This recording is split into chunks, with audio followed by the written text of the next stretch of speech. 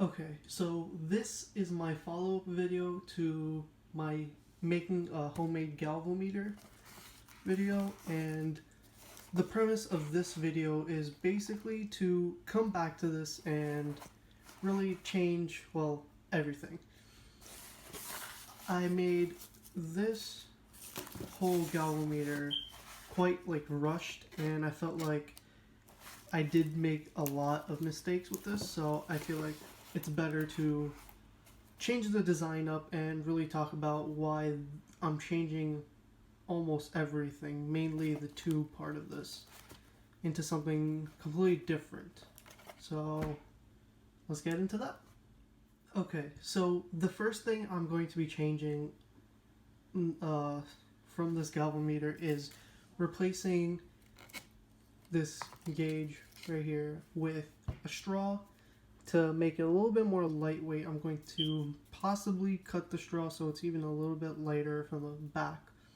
And then I'm mainly going to change this tube right here. So let's just take this out so you can see this. A lot of tape, but you can see that when I take the battery and connect them together,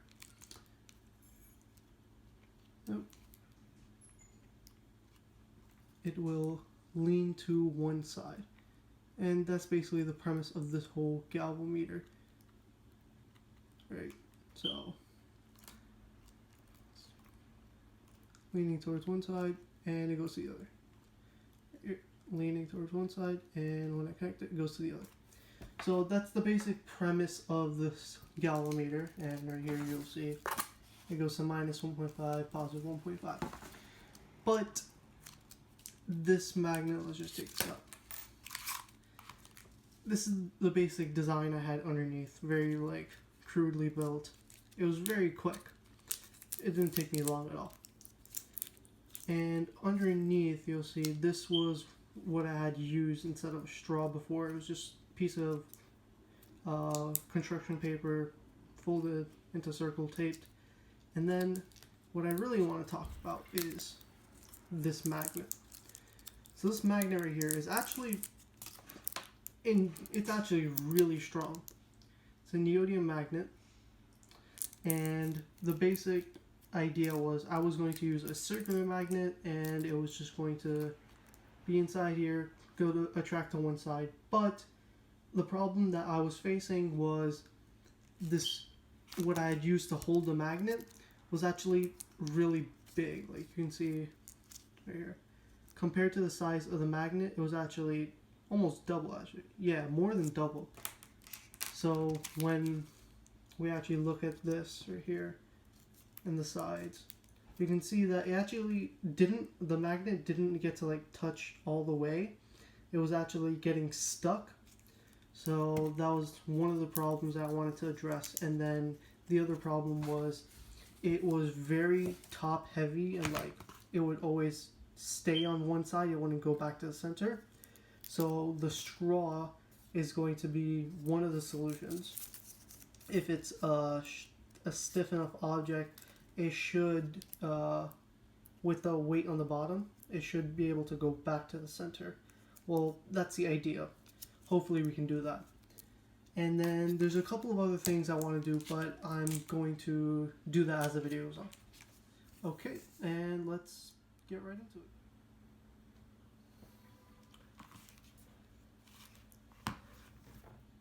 Okay, so right now this is what I have from my previous galvanometer. It is circular tube made out of construction paper, not really the best of designs, and basically coiled around with wire. And then we had our nail right here and my whole contraption to basically hold the magnet. So if I just pull this right here, and I'll just draw it real quick. We had this whole design, right? And then we had the coil running across right there. And then we had basically the hole right here where we put in the pin. I feel like a top-down view would actually make this a lot easier. let's just assume this is the top-down view. We have the coil going around, and then we have the actual pin itself that runs from one side to the end, right here. One side to the end. And we have the little pin. And the basic problem with my design is that my magnet and the storage of the magnet are both cylindrical. So let's say this is my magnet right there. And I'll actually change color so you can see this a little bit easier. And then my storage for the magnet is actually, do it in red, it's actually square as well, right here. It was right here. If you look at it from a top-down view, it would be square. And we go here. Now, the basic problem is when the coil, when I put the battery to the coil, two ends of the coil, what's going to happen is it's going to attract either to the right side or to the left side. Now, when it goes to the right side, this corner will clip onto this and here. Now, it's not a perfect circle, so it's not going to be very much like exact, but it's actually a little bit bigger. And right here from this side, it will touch this corner. Now, the magnet is not fully able to actually touch the sides, which makes it so that my gauge doesn't fully go all the way. Now, this is mainly for like just my personal preference, but I really like it so that it goes to at least the 1.5 range and higher, or the negative 1.5. And my previous design, it went to almost to the 1.5, but not all the way, and it barely moved to the other side for the 1.5. So that's my first change, is going to be making a completely new whole design for this. I'm going to make, instead of a cylindrical tube, I'm going to make a square or rectangular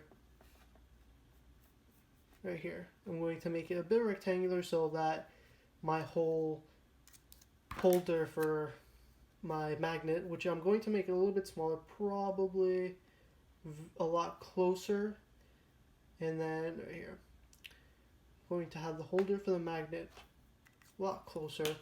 Then we can have our pin going right through to hold everything, which is going to be the shaft.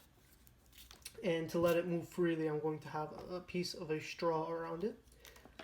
Then we're going to have the magnet right there. And what this is going to do is it's going to allow me to have the magnet move all the way across, back and forth, which should be able to give me full range of motion from the positive 1.5 to the negative 1.5. So that's like the general premise of what I'm changing. Everything else is mostly going to be aesthetic changes. I'm going to just, instead of just having the top half covered in white white construction paper, I'm going to have the whole front side, maybe the back side. I'm not too sure about that still. My whole contraption, the back to actually hold everything in place, don't let it fold back. This, I don't think I'm going to be making any significant changes to. Might cover in construction paper, but I also have to see about this. I actually like this cardboard design, so I don't think I'm going to change that. The wiring should be the exact same, so it's mainly going to be this that I'm going to be changing. And now that that's done, I'm going to start working on that.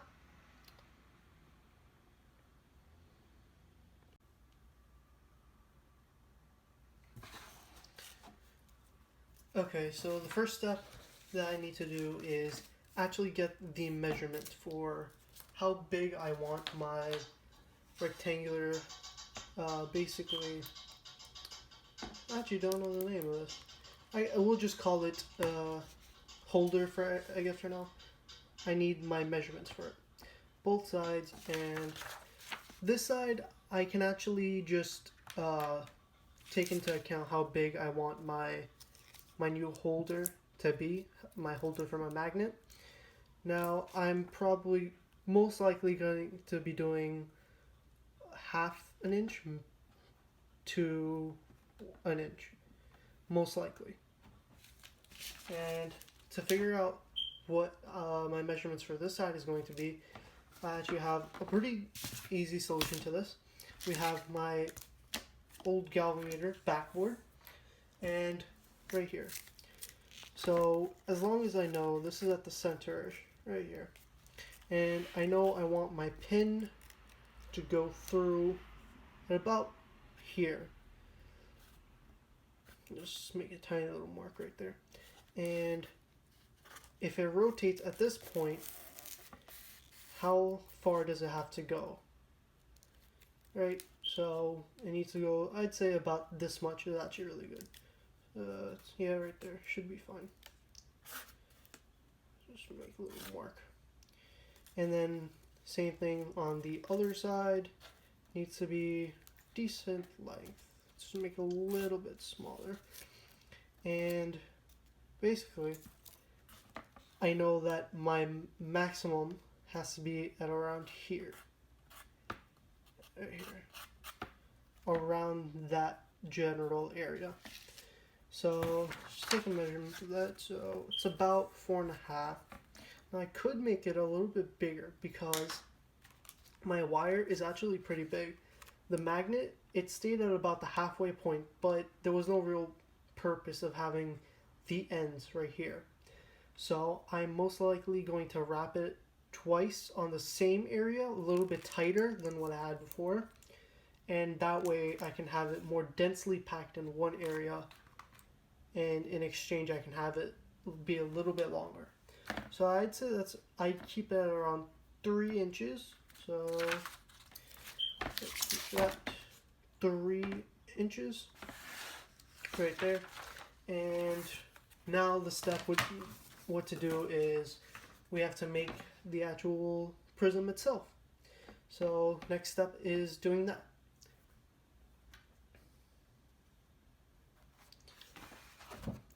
Okay, so first step is to get my construction paper. Let's just leave this to the side. And we have to basically draw out a diagram for my general shape of how I want this to go. Now I know from the measurements I want it to be 3 inches exactly, and generally half an inch to an inch in width. So let me just draw that out. So this would be actually a 2D to 3D kind of shape. If you've ever made a square, drawing the little, drawing like the square and then drawing the diagram of how, like a blueprint of how it would go together if you fold it together. That's basically what I'm going to be doing here. So, okay, so I just want to make the points out real quick. So both top and bottom are going to be hollow for this because there's no real need for covering those two. And well, I need to keep the top open. The bottom is just a choice. So mainly it's going to be right here, it's going to be horizontal. I'm going to have the first front side, and I can just draw it real quick. So I'm going to have the main front side of my actual container right here, and then I'm going to have a right side. This is going to be this side right here. So first, this is the front side, which is right here, and then we're going to be doing that right here.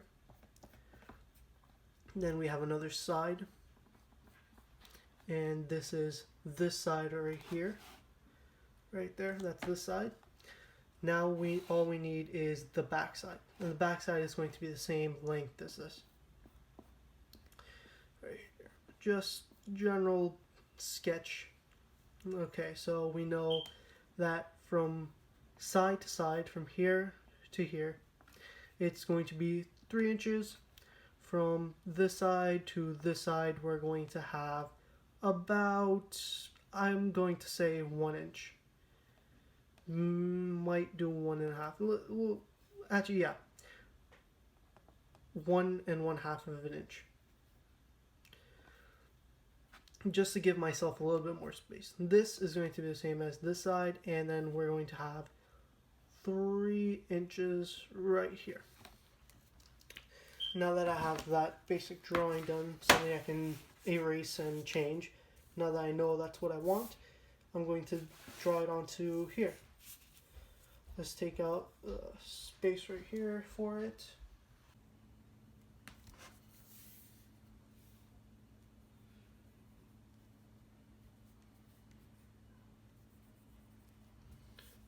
We have the back side done, and then we're going to have the 1.5 inches for the side. Then we're going to go another 3 inches, so 1, 2, 3, and then 1.5 inches to end off. And just to connect everything, I'll leave myself a little bit more space, a flap at the end, so I can fold it in, tape it, glue it, just so I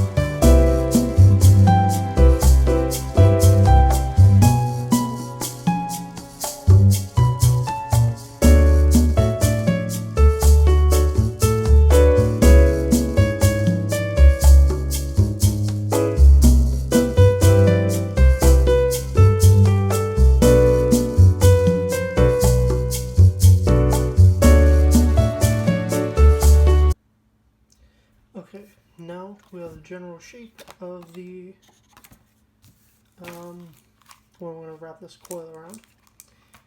And now that we have that, I'm going to start working on the actual spinning mechanism. So the nail that's going to go through, and then what's going to hold the magnet. Now, for this part, I'm going to have, like, just draw another opening. So let's just think of this as the side.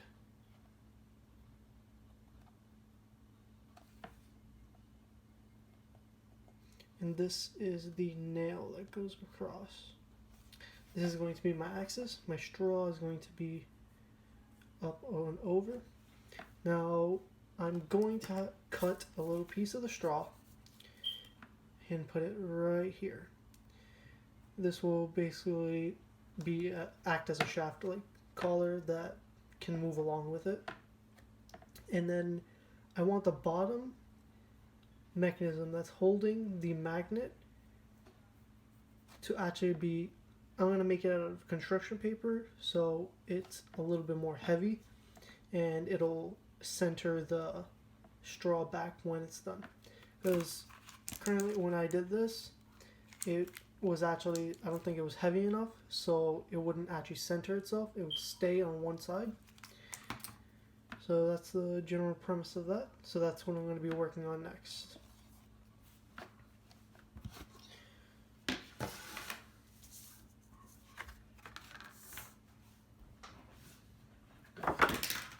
For this, I'm not going to need much construction paper.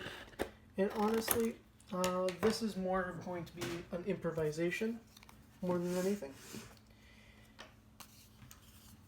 Okay, so I want the magnet to be, I'm going to have it quite a bit heavy, so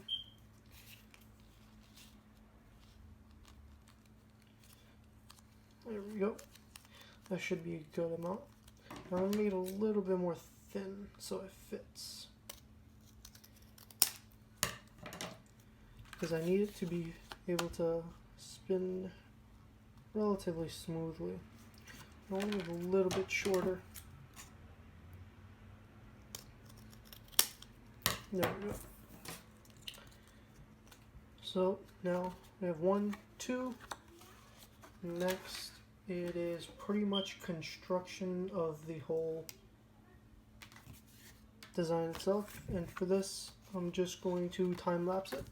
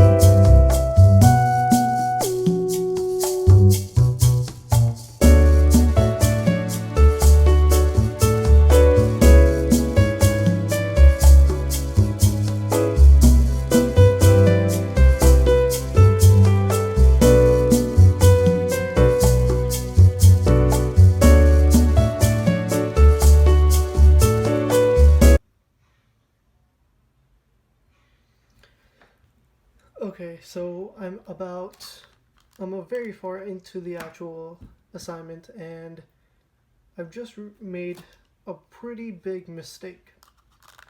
Now, if you can figure it out already, congratulations, you figured it out. But if you haven't, the mistake is that the magnet will be attracted to not only this side and this side, it'll also be attracted this way. Now, that wouldn't be that much of a problem, but I feel like because we're going to have the nail going straight across this way, so I feel like normally it wouldn't be a problem because if it was circular, it's not big. This is a pretty big space. I'm not sure if it'll get attracted to the side. Now, the only way to find out is to test it.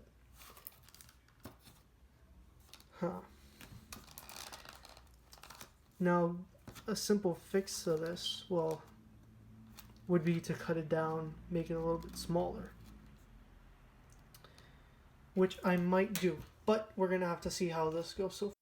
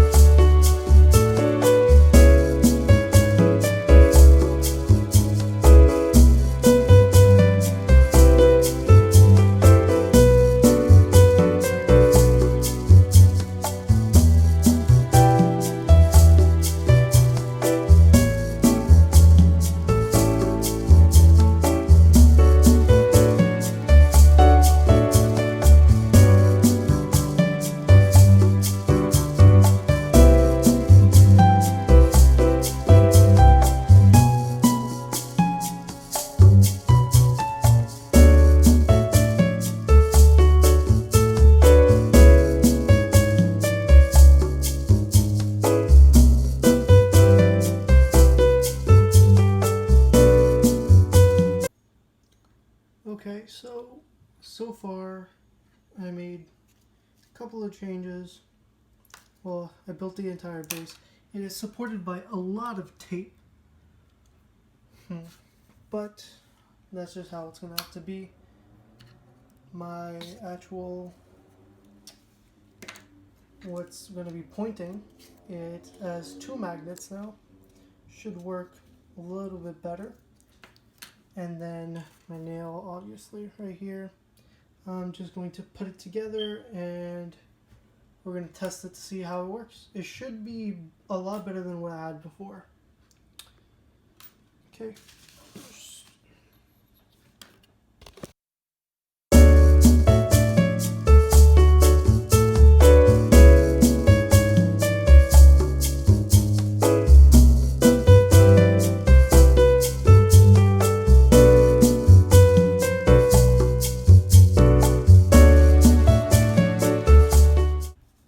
In theory, this should work, and it works a lot better than I thought it would. So I'm pretty sure what's happening right now. The magnets that I put in an extra magnet, and they're already pretty strong, but I felt like it was only shaking to about right here, but now it's going all the way to its edge. So yes, this is my galvanometer. New and improved galvanometer, actually. And I feel like a couple things can change right here. Of course, maybe the cardboard look and the tape everywhere is a little bit ugly, but I feel like it's a pretty good end result. It could be improved a little bit, but I feel like this is the best I'm going to do for now, because this actual setup, I had string set up from the ceiling so I could hold my phone and actually record still. I was using just random stuff to hold my phone so I can make this video. So maybe when I make a stand for my phone, and maybe that will be my next video, I'll make a stand for my phone, then it'll be a lot better. Then I'll actually come back to this, maybe fix it up a little bit more. But for now, this is the finished product. I'm pretty sure the next assignment is going to be something with a motor. And I'm actually pretty glad that it is, because this is how motors technically work. Except instead of one magnet and surrounded by a coil of wire, what a motor, most electric motors are 2 magnets, one here and then one this side, and it's actually a coil of wire, and when you pass the electricity to the coil of wire, it will turn and it'll face the magnets, and then based off of that, that's the general concept of it. And then after that, it's just more coils and more wires. If you've opened up an electric motor before, it's pretty much filled to the brim with just coil and coils of wire. So that's it for assignment number 10, I'm pretty sure, the galvanometer.